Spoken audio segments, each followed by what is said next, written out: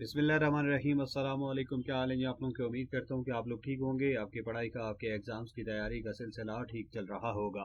आज हम बात करेंगे ASTU's टेस्ट प्रिपरेशन के हवाले से कुछ पेडागॉजी के MCQs आपके लिए लेकर आए हैं। उम्मीद करते हैं कि ये MCQs आपके लिए फ़ायदेमंद साबित होंगे। सो स्टार्ट करते हैं आज का ये टेस्ट। और क्वेश्चन नंबर 1 है, a curriculum is the sum total of school efforts to influence a child course, behaviour, design या लॉजिकल सीक्वेंस। ये करिकुलम क्या करता है जी? कोर्स को जो है वो चेंज करता है, यानी कि उसको इन्फ्लुएंस करने की कोशिश करता है, बिहेवियर को, डिजाइन को या लॉजिकल सीक्वेंस को। तो बिहेवियर को चेंज करने की कोशिश करता है जी curriculum. So option B is right one. Question number 2 है हमारा, percentage of knowledge gain through observation is. कि जो नॉलेज हम ऑब्जर्वेशन से जो है वो हासिल करते हैं वो कितना होता है? 75% है, 50% है, 34% है या नन ऑफ दीज। तो यहाँ पर हमारा जो करेक्ट ऑप्शन है वो है 75%, यानी कि जितना नॉलेज हम हासिल करते हैं उनमें 75% जो पोर्शन है वो ऑब्जर्वेशन से हासिल होता है। इसके अलावा और भी बहुत सारे जो है वो लर्निंग के मेथड्स हैं, लेकिन ऑब्जर्वेशन इज मोस्ट सूटेबल, या आप ये कह सकते हैं कि मोस्ट प्रोमिनेंट जो मेथड है वो ऑब्जर्वेशन है। आगे बढ़ेंगे। The base on which the subject activities and experience are planned is called. कि वो बेस जिस पर आपकी सब्जेक्ट एक्टिविटीज और एक्सपीरियंस जो है वो प्लान किए जाते हैं उनको क्या कहते हैं जी? कोर्स कहते हैं, बिहेवियर कहते हैं, डिजाइन कहते हैं, लॉजिकल सीक्वेंस कहते हैं। तो यहाँ पर जो करेक्ट ऑप्शन है वो है डिजाइन। कि डिजाइन की बेस पर आपकी जितनी भी एक्टिविटीज होती हैं, एक्सपीरियंस जो होते हैं वो प्लान किए जाते हैं। Keeping in view the types of students in a class are generally grouped has.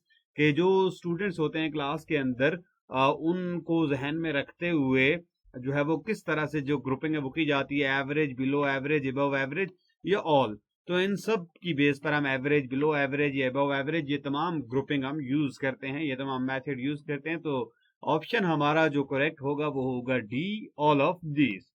Question है जी अगला हमारा, logical order of content organisation is to arrange the content according to course, behaviour, design या logical sequence.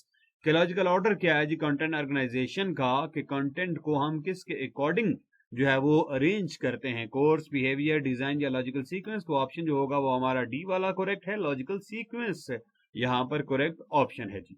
आगे बढ़ेंगे। Without suitable curriculum aims of education can not be achieved, can be achieved, can be change, none of these. तो देखें, without suitable curriculum aims of education जो है वो हम नहीं अचीव कर सकते, उनको हासिल नहीं कर सकते। सो ऑप्शन बी हमारा जो है वो करेक्ट होगा, कैन नॉट बी अचीव। आगे बढ़ेंगे। Curriculum development refers to the total process of curriculum. तो करिकुलम डेवलपमेंट जो टोटल प्रोसेस है करिकुलम का उस सब को रेफर कर रहा है जी, डिजाइनिंग को, इम्प्लीमेंटिंग को या एवेल्युएटिंग को। तो जाहिर है करिकुलम डेवलपमेंट में ये सारी चीजें आएंगी जी।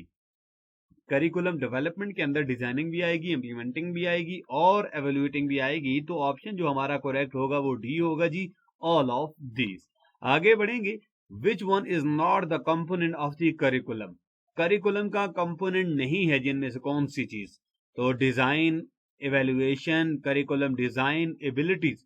तो यहां पर जो ऑप्शन होगा वो हमारा ए करेक्ट होगा जी, कि डिजाइन जो है वो करिकुलम का कंपोनेंट नहीं है। Who is considered has father of education.